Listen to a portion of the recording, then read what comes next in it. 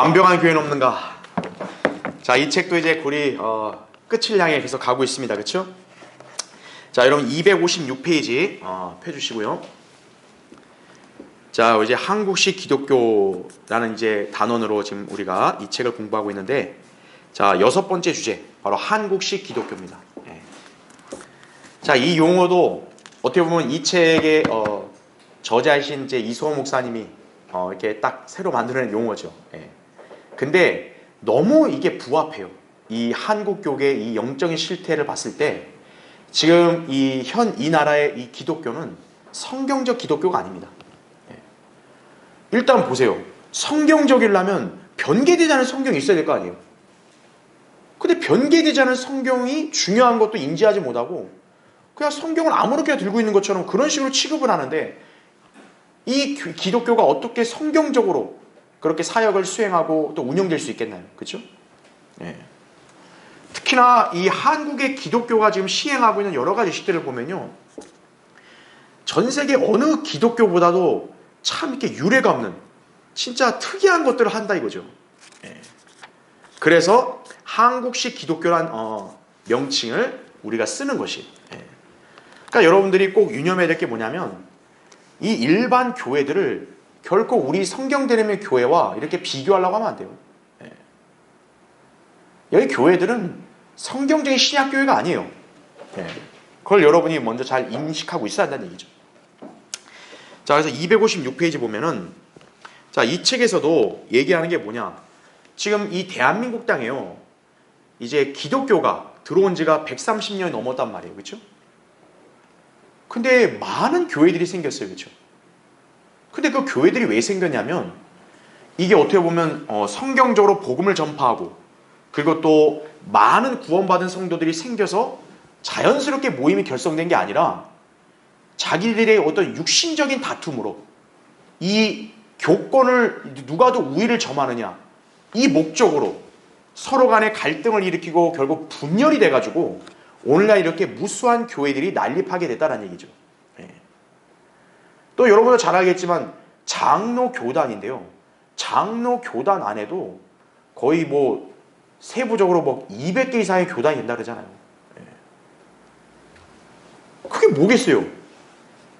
장로교단이 성경적으로 운영됐다면 자기들끼리 쪼개지는 일이 있겠어요? 아니란 말이죠. 예. 그럼 이렇게 그런 교단들이 쪼개지면 무슨 일을 하겠어요? 자기네 교세 확장을 위해서 자기 교단 소속의 교회들을 많이 세워야 될 거 아니겠어요? 그럼 여러분이 상식적으로 볼 때 교회가 세워지려면 가장 누가 있어야 돼요? 그 교회 사역할 목사가 있어야죠. 목사가. 그렇죠? 목사를 어디서 길러내야 돼요? 신학대학에서 길러내야겠죠. 그러니까 그렇게 교단끼리 서로 쪼개져 가지고 자기네들의 독립적인 교단을 만든 다음에 바로 뭐 하겠어요? 이들이 신학대학을 세우는 거죠. 그 신학대학들이 무수히 많은 거예요. 자, 거기 256페이지의 두 번째 단락 보세요. 신학교의 난립은 곧 교세 확장으로 이어져 양질의 교육이 없이 배출된 목회자들은 어떻게 하는 것이 교회인 줄 모르고 그저 앞서 보아온 교회가 곧 그의 목회 방식이 되어 처음에 잘못된 교회는 반성도 없고 수정도 없이 계속 동류의 알을 낳아 오늘에 이른 것이다라는 얘기죠. 예. 그러니까 자기네 교단에 속해야 될 그런 교회와 목사들을 양산하기 위해서 어떤 거예요? 자기네 교단 그런 신학에 맞는 학교를 세워서 계속 거기서 학생들을 모집해가지고 신학대생들을 만들어가지고 그냥 빨리빨리 보내는 거예요. 그냥 교회 세우라고. 예. 그래야 자기들이 우위를 점한다 이거죠. 예. 그럼 거기서 배운 학생들이 뭘 배우겠어요? 무슨 성경을 체계적으로 심도 있게 배우겠어요? 아니죠. 그냥 하나의 교육과정만 이수하면서 어떻게 빨리 그냥 교회의 사람 어떻게 모을까 그냥 이것만 궁리하는 거죠. 그게 지금 한국식 기독교의 병폐라는 점을 아셔야 돼요. 네. 자, 맨 밑에 달라 보세요. 초기의 선교사, 여러분도 잘 아실 거예요. 언더우드, 아펜젤러, 그리고 미국 남장로교에서 파송받은 린턴 등도 사회 복음을 가지고 이 땅에 들어와서 연세대, 이화여대, 세브란스 병원, 결핵원 등을 세워 사회 봉사를 시작하였을 뿐 처음부터 바울처럼 순수한 복음을 전하지 않았다라는 얘기죠. 자, 그 밑에 줄 보세요. 하나님의 일꾼은 자, 뭐를 우선적으로 전해야 된다? 복음을 우선적으로 전해야 되는 거죠. 네.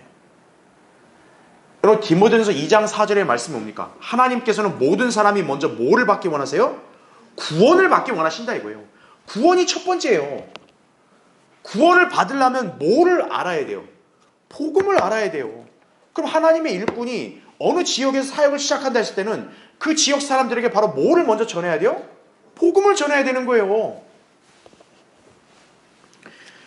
때를 얻든지 못 얻든지 복음을 전해야 된다 이거죠. 근데 그들이 한국 사회에 기여한 것을 우리가 과소평가하는 거 아니에요. 사회 발전에 이바진했죠. 막 뭐 병원도 세우고, 그죠? 뭐 그다음에 뭐 고아원 양로원도 세우고, 가난한 사람들, 불쌍한 사람 돌봐주는 거, 그거는 세상적인 관점을 봤을 때 선행이에요, 그렇죠? 그런데 선교사는 우선 복음을 전해서 마귀의 주관하에 있는 잃어버린 혼들을 구원받게 하여 그리스도 앞으로 이겨와야 한다는 얘기죠. 그리스도인이 아닌 사람들에게는 복음을 전하는 것보다 우선적인 일이 없기 때문이다라는 얘기죠. 어때요? 사회적인 선행은 굳이 교회가 아니어도 다른 단체가 할 수 있죠. 그렇죠. 하나님이 왜 그런 구태여 교회를 세워요? 그 일을 하려면. 그냥 세상 정부기관에게 맡겨버리죠. 교회는 하나님께서 특별한 사명을 준 영적인 그런 집단이라는 얘기죠. 영적인 일을 해야 된다는 얘기죠. 근데 오늘날 이 한국의 교회들은 어떤 거예요? 그럼 복음 전하는 영적인 일을 아예 팽개치고 그냥 사람들을 도와주면서 사람들과 그럼 좋은 호감을 살라고만 한다 이거죠. 그래야 세상으로부터 이미지가 쇄신돼서 우리 교회가 소문이 잘 나고 그럼 사람들이 어떻게 하겠어요? 교회로 오겠네 이거죠. 자, 여기 잠깐 한번 보세요. 여러분 이 복음의 역할이 뭔가요? 우리는 복음의 뜻을 알아야 기쁜 소식, 그렇죠? 그래서 이 시대에는 하나님의 은혜의 복음, 예수 그리스도의 죽음 장사 부활, 나의 죄들을 대신해 이렇게 하신 거잖아요. 기쁜 소식 아니에요. 그럼 여러분이 아셔야 될 거는 이 복음의 역할이 뭐냐면, 자, 첫 번째는 일단 죽은 자들의 영을 거듭나게 하는 거죠. 복음이. 그렇죠? 인간에게 가장 근원적인 문제가 뭐냐면 아담의 타락으로 인해서 영이 죽은 채로 태어난단 말이에요. 영이 죽으면 하나님과 교제가 돼요? 안 돼요? 안 되는 거예요. 하나님을 인식할 수가 없어요. 그래서 하나님께서는 그런 죄인들이 다시금 하나님과 하나가 되고 교제할 수 있도록 죽은 영을 살려주셔야 된단 말이에요. 그래서 이 땅에 주신 게 뭐예요? 복음이라고요. 두 번째는 이 복음은 인간의 혼에 대해서 어떤 역할을 하냐. 자, 인간이 잃어버렸단 말이에요. 혼을. 그렇죠? 잃어버린 혼을 구원받게 하는 거죠. 그렇죠? 그래서 원래 혼이 어디로 가야 돼요? 지옥으로 가야 된단 말이에요. 그렇죠? 지옥에서 그리스도의 나라로 이겨오는 거예요. 네. 결과적으로 보면은 여러분이 알다시피 이 복음이라는 것은 결국 어떤 조직이나 집단의 변화가 아니라 죄인 개개인, 그렇죠? 각 개개인의 어떤 그런 상태를 변화시키는 거예요. 이게 복음입니다. 그런데 오늘날 한국식 기독교가 전하는 복음 무슨 복음이에요? 사회복음이에요. 사실은 성경에 사회복음 이런 단어 자체가 없어요. 그러면 우리가 이 용어를 이렇게 명칭을 붙인 이유가 왜 그러냐면 이 사람들의 사역의 목적과 방향을 볼 때 이 사람들은 그 죄인들의 어떤 혼 이거에 대해서 이렇게 중점을 맞추는 게 아니라 이 사람들은 이 사회복음이라는 게 바로 어디에 초점을 맞추는 거예요? 사회, 세상 여기에 초점을 맞추는 거예요.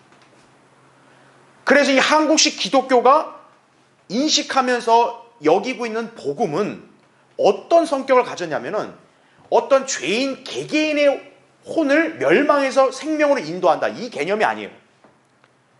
죄인의 영을 살려준다가 아니라 이 사람들은 사회와 세상을 교화시키는 걸로 여기는 거예요. 사회와 세상을 교화시킨다, 그죠? 세상이 나빠, 범죄를 저질러. 교회가 어떤 거예요? 그런 세상을 좋게 변화시킨다. 사회복음인 거예요. 세상이 불공정해. 세상에서 이렇게 빈부격차가 심해져서 가난하고 불쌍한 사람들이 저렇게 비참하게 살아. 그래서 어떻게 하는 거예요? 교회가 도와주자, 이거죠. 사회를 이롭게 하자, 이거예요. 그런 관점으로 이 사람들은 복음을 이해하는 거예요. 그래서 우리가 이 사람들이 알고 있는 복음을 우리가 뭐라고 붙인 거예요? 그래서 사회복음이라고 붙인 거예요, 이 사람들은. 그러니까 이 사람들은 어떤 일을 해야 되는 거예요? 지금 죄인들 개개인에게 가서 복음 전하고, 이게 중요한 게 아닌 거예요. 지금 그게 중요한 게 아니다, 이거예요. 지금 사회와 세상이 망가져가고 있다, 이거예요. 교회가 그걸 교화시켜야 된다, 이거예요. 그러니까 어떤 거예요? 그러기 위해서 우리가 저 세상에다가 뭘 해야 된다, 이거예요. 그래서 어떻게 하냐? 학교를 짓자. 못 배운 애들 배울 수 있게 학교 지어주자. 그리고 잘 못 먹고 하는 애들한테 우리가 급식을 해주자. 그리고 이렇게 길거리에서 노숙하고 있는 사람들 밥 퍼주고, 이 사람들한테 잠자리 제공해주자. 그러면서 길 잃은 노인들 이렇게 잠잘 수 있도록 돌봐줄 수 있도록 양로원을 짓자. 또 부모가 없는 애들, 고아들을 보살펴주자. 고아원 짓자. 이렇게 한 거예요, 그게. 그래서 이 사람들은 사회복음이라는 것을, 그러니까 그 용어 자체는 없는데 그들이 복음 전한다 했을 때는 여러분은 그걸 사회복음으로 인식하면 되는 거예요. 그러니까 이 사람들은 죄인의 혼이 지옥에 가는 걸 건져내야 된다, 이런 건 몰라요. 전혀 관심이 없어요. 이 사람들은 뭐냐면 사회를 교화시켜야 돼요. 그리고 사람들을 어떻게 하는 거예요? 개과천선. 여기 또 한 가지 추가시킨 뭐냐? 개과천선.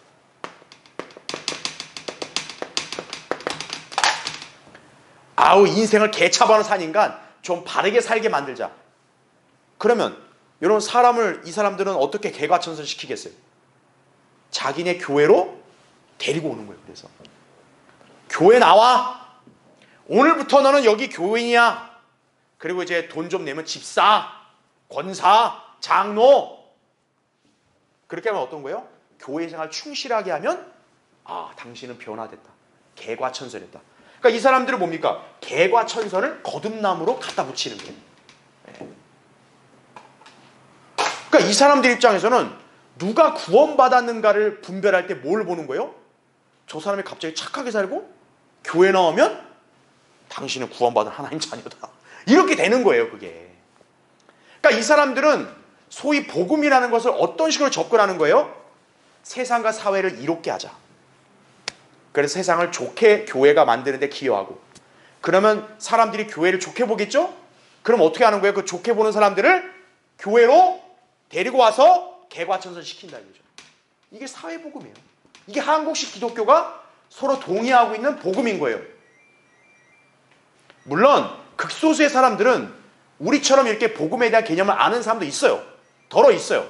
근데 그건 거의 소수고, 대다수 기독교는 뭐예요? 이런 식으로 복음을 인식하고 접근한다는 얘기죠. 그러니까 이런 사람들은 세상과 사회랑 어떻게 해야 돼요? 가깝게 가야 되는 거예요. 근데 오늘날 세상이 어때요? 무슨 WCC니 NCC니 막 해서 온갖 이상한 걸 막 추구하면 어떻게 되는 거예요? 이 사람들은 거부할 수 없는 거예요. 왜? 우리가 일단 세상에 가서 맞춰주고 그걸 교화시켜야 된다. 이 사람들은 그걸 다 같이 어우르고 타협하는 거예요. 그러니까 여러분들은 이 개념을 잘 아셔야 되는 거예요. 그래서 우리는 한국식 기독교가 소위 복음 전한다는 걸 우리는 그렇게 신뢰 안 하는 거예요. 왜? 그 사람들의 복음의 관점은 이거니까. 하지만 성경에서 복음의 관점은 뭐예요? 이거란 얘기죠. 그래서 우리 교회는 뭡니까? 세상과 무슨 짝을 하고 무슨 세상을 변화시키고, 우린 이런 얘기 안 한다는 얘기죠. 어차피 성경에서 어때요? 세상은 악으로 치닫고 배교는 만연하는 거예요. 우리가 할 일은 뭡니까? 빨리 한 사람 한 사람에게 복음을 전해서 그 한 사람들이 회개에 이르게 하는 것. 이게 하나님이 주신 명령으로 알고 우린 그렇게 가르치고 시행하는 거죠. 이게 다르다는 점을 여러분 아셔야 되는 거예요. 그러니까 한국식 기독교는 이렇게 하고 있다. 이걸 아시면 돼요. 그래서 제가 왜 이 나라 이 교회들의 집단을 한국식 기독교를 했냐면은, 사실 이게 웃긴 게요. 그래도 미국의 뭐 장로교단, 감리교단 그러면은 자기네 추종자들의 그런 교리를 신봉을 해서 그거를 나름대로 지키려고 해요. 근데 한국의 장로교도나 감리교도는 정체성이 없어요, 이 사람들은. 그러니까 웃긴 게 뭐냐면 장로교나 감리교가 순복음 그 은사주의 그런 허풍을 따라하는 거, 그게 가장 웃긴 거예요. 그게. 물론 오늘날 미국도 완전히 그렇게 물들어 버렸지만 우리나라의 장로교회 같은 데 가면은 알미니안주의식으로 막 행위구원을 가르치는 자들도 있고, 또 어떤 감리교회는 예수님 믿으면 구원받아, 또 이런 식으로 가르치는 사람도 있고, 완전 짬뽕이에요, 짬뽕. 그래서 제가 한국식 기독교를 얘기하는 거예요. 자기네 교단에 정체성도 상징도 없어요. 참 우픈 현실이죠, 그렇죠? 자, 257페이지에 이제 두 번째 단락은 이수호 목사님의 그 예전에 개인 경험을 얘기했어요. 목사님은 이 미션 스쿨을 다녔거든요. 고등학교도 미션 스쿨이었고요. 그 다음에 대학도 이제 연세대학교다 보니까 기독교 대학 아니겠어요. 근데 어느 누구도 자기에게 복음을 전해준 사람이 없대요.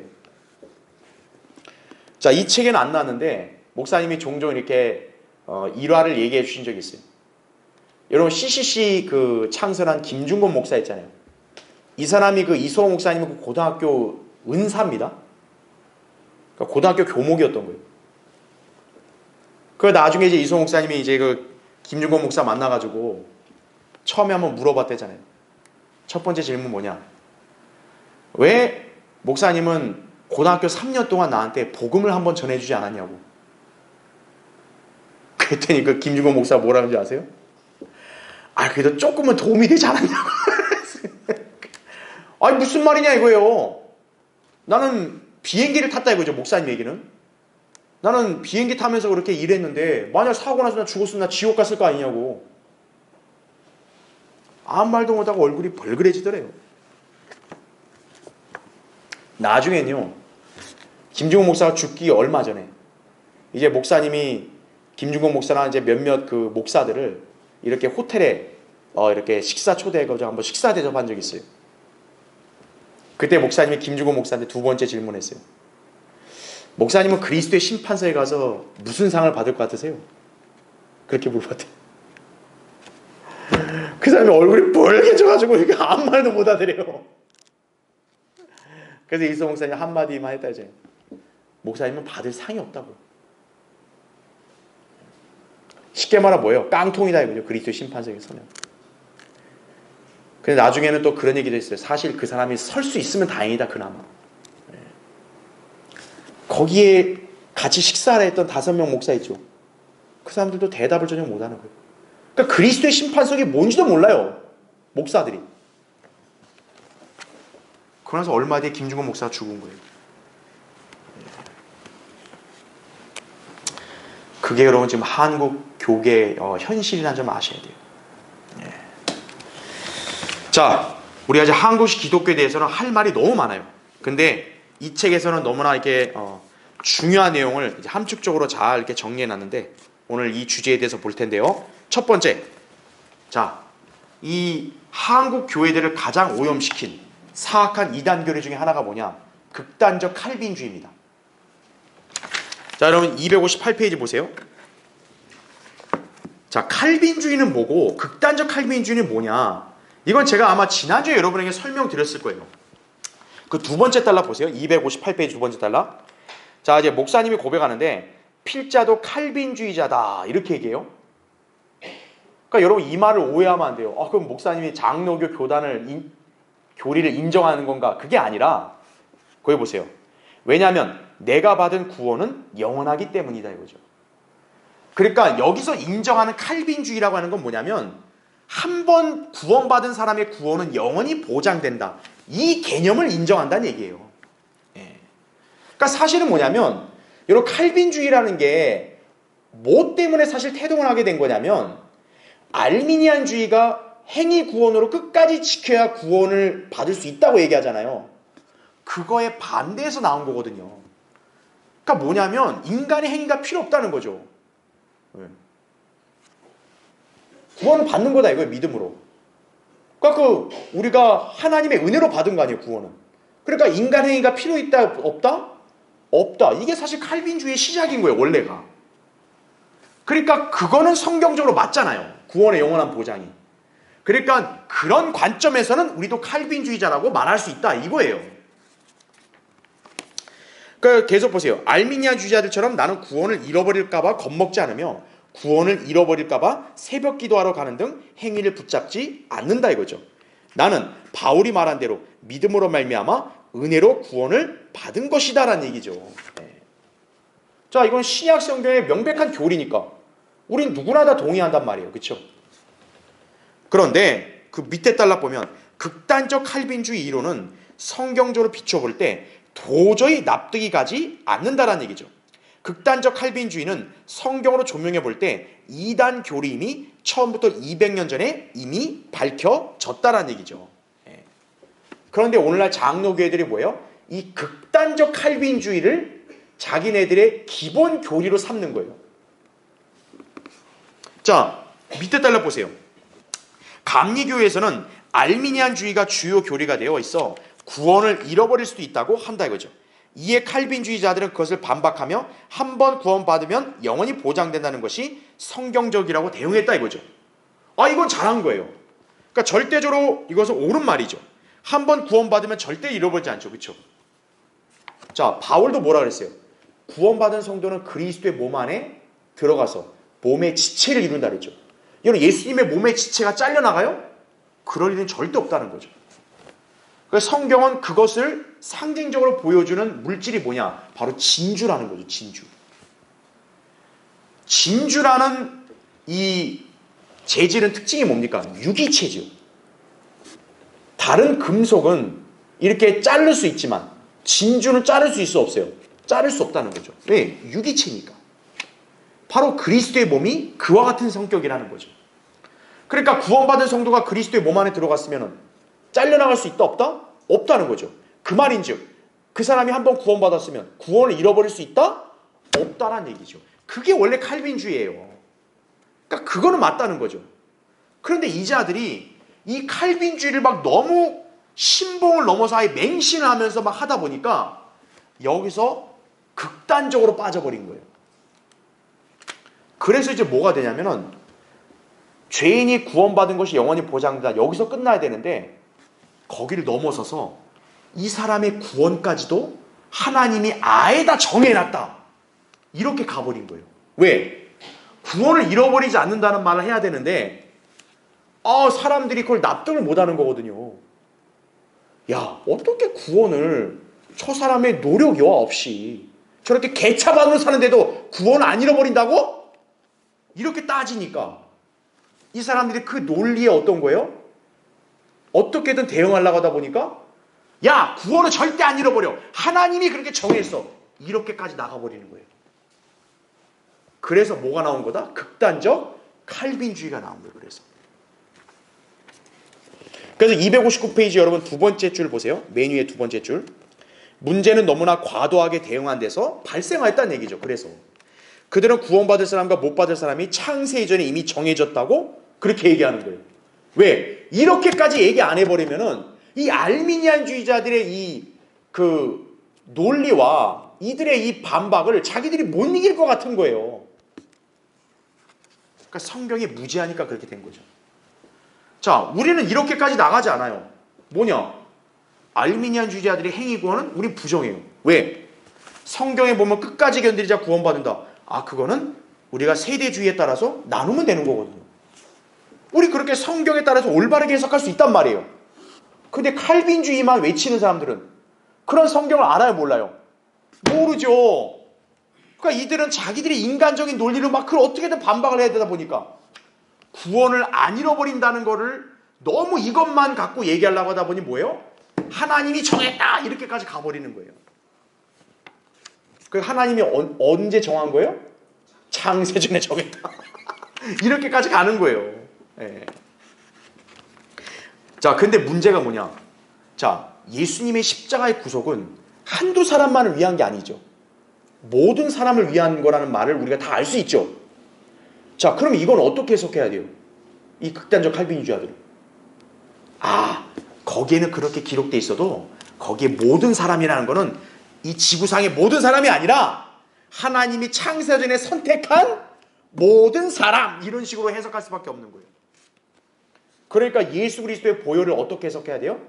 모든 죄인에게 해당된다가 아니라 제한적으로 선택된 사람들한테만 적용된다.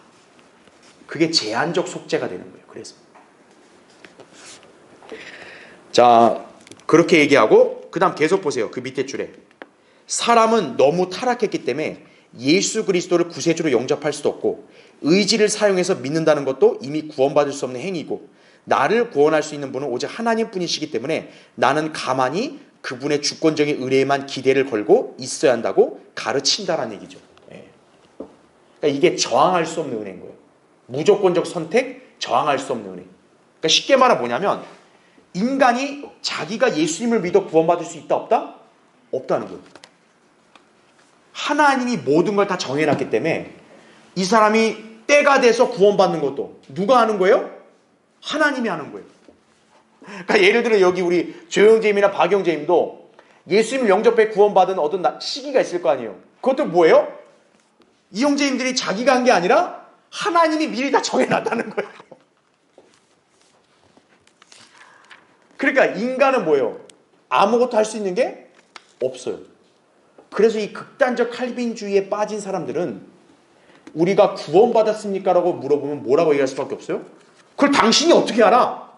그걸 당신이 감히 판단을 해? 이렇게 얘기하는 거예요. 그래서 이 사람들은 하나님의 주권, 하나님이 하는 거지 인간이 무슨 수로 구원을 받아? 그게 불경한 소리 하면 돼. 이렇게 하는 거예요. 그러니까 여러분 아시겠죠? 그러니까 여러분이 교회 다니는 어떤 사람들한테 구원받았냐고 이렇게 복음 전하라고 물어보면 그걸 당신이 어떻게 하냐고 이렇게 말하는 사람은 100% 극단적 칼빈주의에 빠졌다고 보시면 되는 거예요. 그러니까 이 사람들은 뭐냐? 구원을 막 굉장히 막 위대한 걸로 만드는 거예요. 이건 너무 위대한 거야. 인간이 함부로 못해. 그러니까 누가 해줘야 돼요? 다? 하나님이 해줘야 돼요. 이 사람이 회개 안 해? 이 사람 스스로가 한 게 아니라 뭐예요? 하나님이 자동으로 시킨 거야. 이 사람이 예수님 영접한다 그러네? 이거 이 사람이 한 게 아니라 뭐예요? 하나님이 자동으로 시킨 거야. 그럼 결국 이 사람 뭐예요? 로봇이죠 그냥. 하나님이 조종하는 거지. 삑. 자 멈춰. 여기 그리스도인이 오자 전도지 주지 받아 삑. 이렇게 해야 되는 거예요. 극단적 칼빈주의예요 이게. 자 계속 이 책 보세요. 자 죄인이 예수 그리스도를 믿고 싶은데 구원받기로 예정되지 않아서 믿을 수 없다는 거. 이건 마귀 짓이죠. 그렇죠?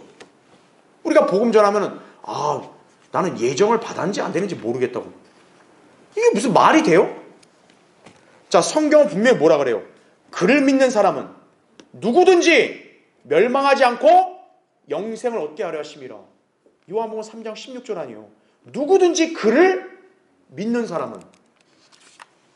그러니까 여러분이 표현을 잘 하셔야 돼요. 내가 어떻게 믿어? 하나님이 나를 알아서 믿게 하는 거지. 그거 아니에요. 여기 나온 대로 뭐예요? 그를 자기가 믿는 거예요. 그럼 영생을 얻는 거다 이거죠. 누구든지라 얘기했잖아요. 여러분 여기 선택된 표현이 있어요? 누구든지라 하잖아요. 누구든지. 또 누구든지 주의 이름을 부르는 자는 뭡니까? 구원을 받으리라. 로마서 10장 13절에. 만약 칼빈주의가 맞으면 바울이 틀린 거네요. 그렇죠? 누구든지란 말 쓰면 안 되지. 자기가 어떻게 주의 이름을 불러요? 하나님이 시켜야지. 하나님이 띡, 자, 이 주의 이름 불러라. 주의 이름 불렀어요. 그래 이제 구원됐다. 이래야죠. 극단적 칼빈주의는. 그렇죠? 그러니까 여러분이 아셔야 돼요. 극단적 칼빈주의는 죄인을 파멸에 이르게 하는 사악한 교리라는 거 아셔야 돼요. 자 이제 259페이지 나머지 밑에 달라고 여러분 다 읽어보시면 돼요. 그러니까 뭡니까? 흉악범도 어때요? 회개하고 예수 그리스도 믿을 수 있으면 구원 받는 거다 이거죠. 그렇죠? 자 260페이지 보세요. 자 두 번째 달라 보세요.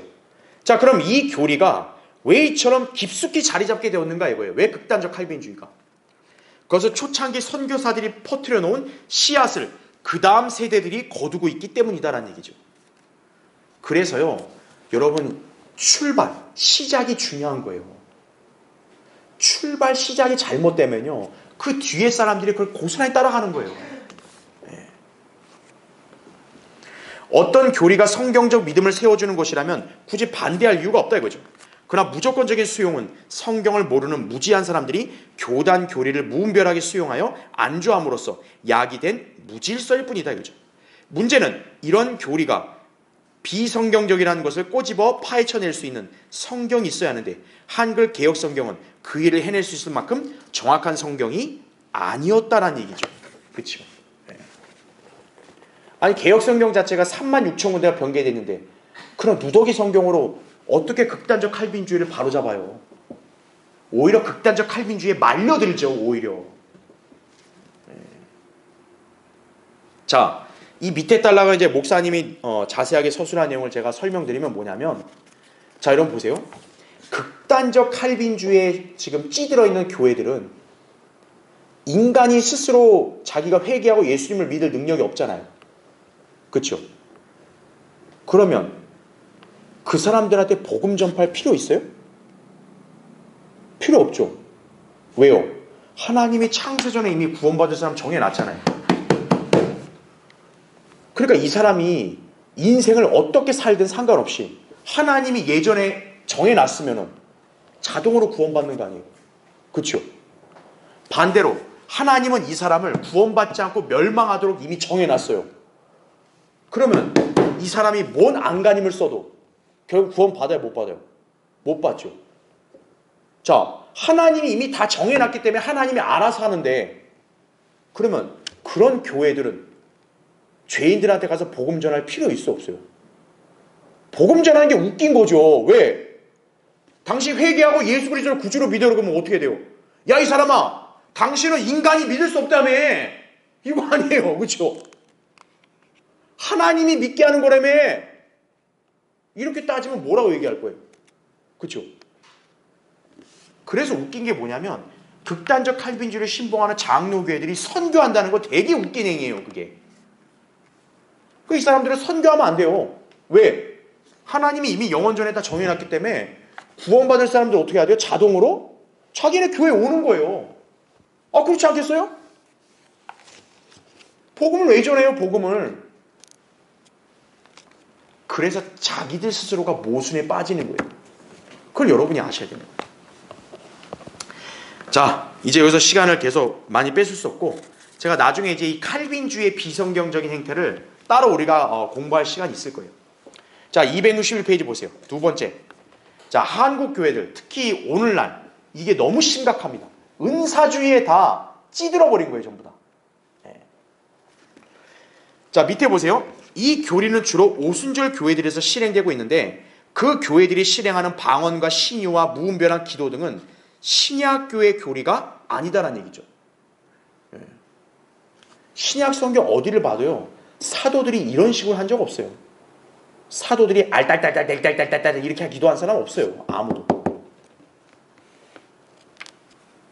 초대교회도 이렇게 기도한 사람 없어요. 자, 여러분, 은사주의는 나중에 이것도 우리가 한번 자세히 공부할 기회가 있을 거예요. 거기 보시면 1900년대엔 신비주의를 표방하는 일단의 무리들이 성경적 믿음을 배격한 채, 여러분 거기 잘 표시해 두세요. 뭐에 편승해요?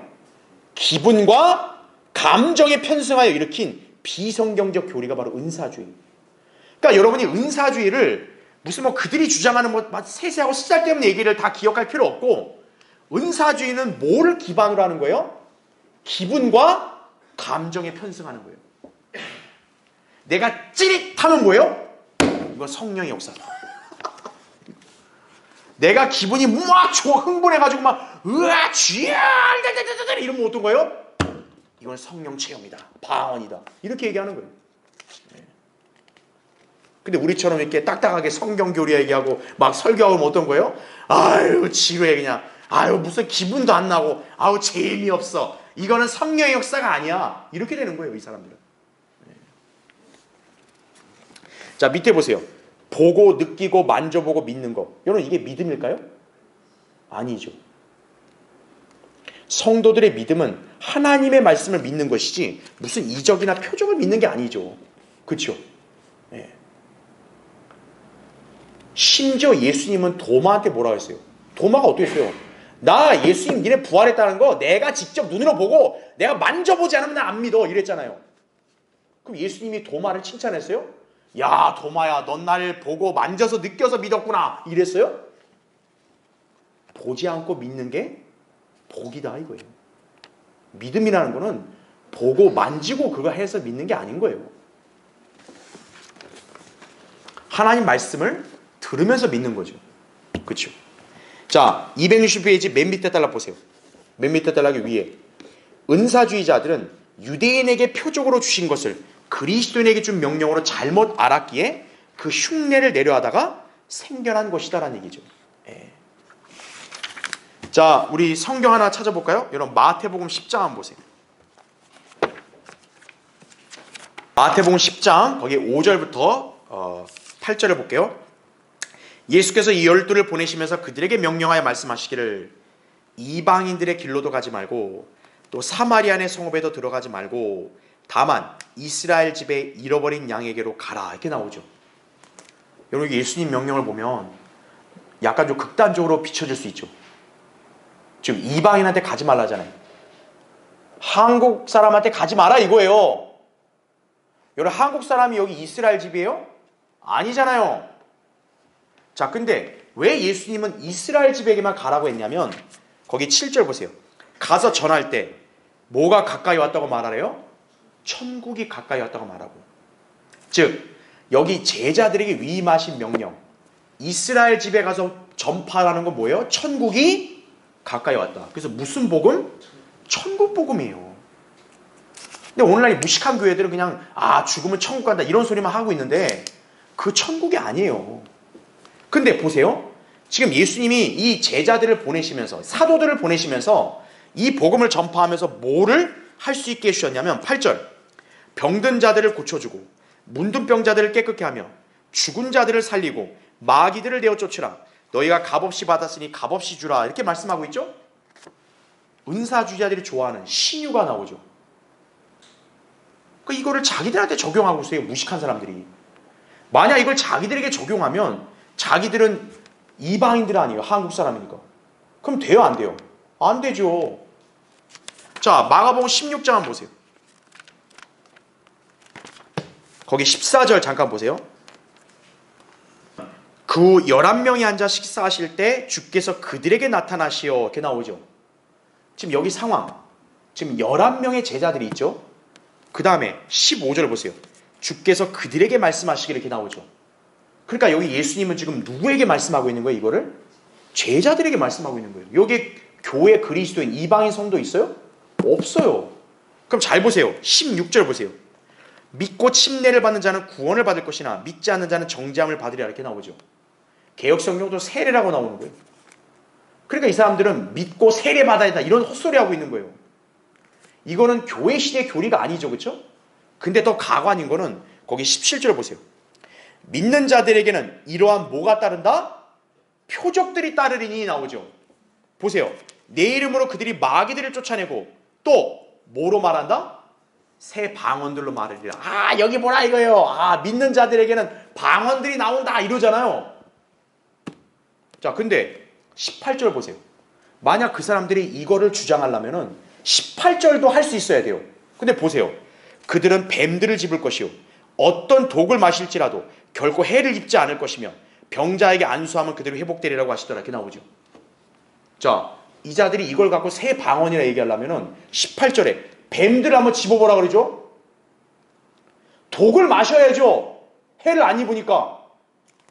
근데 어떤 거예요? 요거는 싹 빼는 거예요. 맨 끝에 병자에게 안수하면 회복되리라. 할렐루야! 아멘! 이러는 거죠. 그러니까 이 사람들은 17절에 방언들, 18절에 안수, 딱 요것만 갖고 오고 18절 앞부분은 싹 빼는 거예요. 우리가 그걸 지적하면 이들은 뭐라고 변명을 대는 줄 아세요? 하나님의 종을 시험하지 마시라. 그들은 맨날 할 말이 없으면 뭔 거예요? 하나님을 시험하지 마라. 이런 헛소리 하고 있는 거예요. 자, 여기에 지금 아까 이방인 성도 없다 그랬죠. 그리고 중요한 거 표적들이란 말이 나오죠. 표적들. 그러면 질문. 교회에게는 하나님이 표적을 줬다 안 줬다? 안 줬다는 거죠. 표적을. 자, 우리 책 보세요. 262페이지 중간에 보세요. 여기서 우리는 표적에 대해서 몇 가지 알아볼 수 있다 이거죠. 먼저 1번. 고린도서 1장 22절에 분명히 나옵니다. 자, 표적을 어느 민족이 구해요? 유대인들이 구하는 거예요. 유대인들. 교회가 아니라는 거죠. 2번. 고린도서 12장 12절에 정령 누구의 표적들이요? 사도의 표적들이 너희 가운데서 모든 인내와 표적들과 이적들과 능력 행함으로 판명되었거니와 나오죠. 자, 이게 뭡니까? 그 사람이 사도라고 한다면, 사도로 판명이 되려면 반드시 그 사람은 뭘 행해야 된다? 표적들, 이적들을 행해야 된다는 얘기죠. 예. 그러니까 표적은 누가 행하는 거예요? 사도, 유대인 중에 사도가 행하는 거예요. 그럼 오늘날 교회 시대 그리스도인들이 사도예요? 아니라고요. 근데 자기들이 사도래요, 오늘날. 여러분, 신사도 운동이라는 게 왜 생긴 거예요? 자기들이 새로운 사도라고 하면서 이거를 자기들한테 갖다 붙이고 있는 거예요. 이 시대는 사도가 없다고요. 이 시대는 목사와 성도가 있는 거죠. 그렇죠? 3번, 베드로와 요한 사도들이 사도행전 3장에서 이렇게 표적, 이적을 행했단 말이에요. 그렇죠? 병자를 고쳤죠. 그 다음에 4번 보세요. 베드로의 그림자만 닿아도, 바울의 손수건만 닿아도 병자들의 고침을 받고 악령들이 떠났죠. 자기들도 한번 해보라 그러죠. 이거를 전혀 하지도 못하죠. 그 다음에 제일 중요한 거 5번 보세요. 고린도서 14장 22절. 이거 잘 기억해 두세요. 그러므로 방언들은 믿는 사람들을 위한 것이 아니라 뭐라고 해요? 믿지 않는 사람들을 위한 표적이지만, 이렇게 나오죠. 그러니까 방언을 하는 목적이 뭐예요? 하나님이 방언이라는 표적을 왜 줬어요? 믿지 않는 사람들을 위한 거란 이거죠. 근데 자기가 믿는 성도라고 해놓고 방언하면 그거 맞아요, 안 맞아요? 안 맞죠. 오히려 뒤에 예언은 믿지 않는 사람들을 위한 것이 아니고 누구를 위한 것이다? 믿는 사람들을 위한 것이다. 오늘날 예언은 성경 말씀이죠. 그러니까 믿는 사람들을 위한 것은 성경 말씀 예언이다라는 얘기죠. 방언이 아니라는 얘기죠. 방언은 믿지 않는 사람들을 위한 표적이다, 그죠? 자, 표적을 누가 구한다? 유대인이 구한다. 다시 말하면 성경에서 방언이 나타나는 경우는 하나님께서 누구를 위해서 나타나게 하신 거예요? 믿지 않는 유대인들을 위해 나타나게 하신 거란 얘기죠. 그러니까 오늘날 방언한답시고 이렇게 나불대는 그런 은사주의자들이 질문해야 돼요. 첫째, 당신 유대인이야? 둘째, 당신 안 믿는 사람이야? 그걸 물어봐야 되는 거예요. 그게 맞으면 방언해야 되는데 그게 아니면 당신은 방언하는 건 이건 이 시대의 방언 아니야. 그렇게 얘기해야 되는 거예요. 그래서 밑에 보면 방언은 믿지 않는 사람들을 위한 표적이다, 그죠? 특별히 믿지 않는 유대인들을 위한 표적이다라는 얘기죠. 그러니까 제가 요새 지금 사도행전을 강의하고 있을 때 제가 여러분한테 강조했잖아요. 사도행전에서 방언이 나오는 경우 3번이에요. 그 3번 다 바로 누가 있었냐? 믿지 않는 유대인들이 있었던 거예요. 그래서 하나님께서는 그 유대인들이 표적을 구하는 게 그들이 원래 실체니까, 상징이니까 표적으로 방언을 보여주신 거예요. 그래서 야, 성령이 여기 있는 거야. 이걸 알려준 거예요. 왜? 유대인들은 보면서 믿는 민족이니까. 근데 교회의 성도들은 어때요? 우리는 보고 믿는 사람들이요? 우리는 보지 않고 믿는 사람들이죠. 우리는 하나님의 말씀을 들음으로써 믿는 사람들이죠. 그것도 모르는 거예요. 그것도 모르고 그냥. 이 교회 방언해요? 방언하는데 이상한 교회네, 이런 헛소리 나오고 있는 거예요. 그럼 뭐냐? 나 무식해요 이렇게 드러내는 거와 똑같은 거예요. 나 성경 모르는 일자 무식이에요 드러내는 거와 똑같은 거예요. 자, 263페이지 보세요. 두 번째 단락. 거기 나오는 두 번째 단락에 극단적 칼빈주의나 은사주의가 성도의 믿음을 세워줄 수 없다면 왜 구태여 그것들을 나쁘다고 하겠는가 이거예요. 세워줄 수 있다면. 그렇죠? 자, 이게 성경의 진리 위에서 그들을 세워주는 거면 우리 반대 안 해요. 근데 그래요? 아니라는 거죠. 이런 교리는 성경에도 없을 뿐만 아니라 진리를 찾아 믿고자 하는 사람들의 믿음을 파괴해버리고 오히려 비성경적인 가르침을 주는 마귀 행위이기 때문에 잘못되었다고 우린 비평하는 것이다라는 얘기죠. 죄인을 구원에 이르게 하는데 방해가 되는 거. 그럼 마귀가 하는 짓이죠. 하나님이 그런 짓 하겠어요? 아니잖아요. 구원받은 사람을 영적으로 성장하게 하는 게 아니라 오히려 잘못된 길로 빠져들게 하는 거. 그거 하나님이 하시는 거예요? 마귀가 하는 거죠. 그래서 마귀의 교리라고 얘기하는 거예요, 우리가. 근데 그럼 우리 보고 폭력적이라고, 독단적이라고 이런 소리하고 앉아있는 거예요. 자, 칼빈주의, 은사주의 이런 걸 기독교 신앙을 가르치려고 신앙이라고 가르치고 배우는 사람들을 가리켜서 우리는 극단적 칼빈주의자라고 은사주의자를 한다 이거죠. 그런 사람들을 성경대로 믿는 그리스도인이라고 하지 않아요. 자, 느낌과 믿음은 같아요, 달라요? 다르다는 점 아셔야 됩니다. 자, 여러분 가족을 보세요. 여러분 부모 자식 이렇게 봤을 때 내가 저 사람이 나의 어머니다 아버지라 하는 것은 내가 사실에 기반해서 믿는 거지. 그렇죠? 내가 느낌으로 해가지고 그거를 사실로 여겨요? 아니죠. 내가 우리 여기 박영재님을 굉장히 좋아해요. 느낌으로 너무 잘 맞아. 그럼 박영재님이 내 아버지예요? 그럼 그렇게 우기면 되는 거예요? 내 아버지 같아. 느낌이. 당신은 내 아버지야. 그럼 돼요? 안 되죠. 아버지 아들이 되려면 어때요? 유전관계라는 사실이 증명이 돼야죠. 내가 이 애를 낳았다는 사실이 있어야 자식이 되는 거죠. 그와 같은 거예요. 하나님과 인간의 관계도 뭡니까? 사실을 기반으로 해서 믿어야죠. 그래야 관계가 되는 거죠. 사실이 뭐예요? 하나님 말씀 아니에요. 근데 은사주의는 뭐예요? 다 필요 없어. 성경이 뭐 다 필요 없어. 느낌. 성령이 왔다. 이런 거.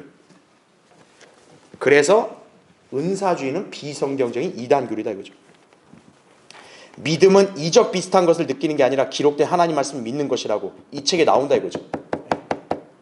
100년을 느껴보세요. 믿음이 생기나? 안 생긴다 이거죠. 성경은 분명히 말씀하죠. 믿음은 어디에서 나온다? 들음에서 나온다. 들으면 뭘 들어요? 하나님의 말씀을 들으면 나온다 이거죠. 그 점을 우리가 잘 기억해야 한다 이거죠. 그렇죠?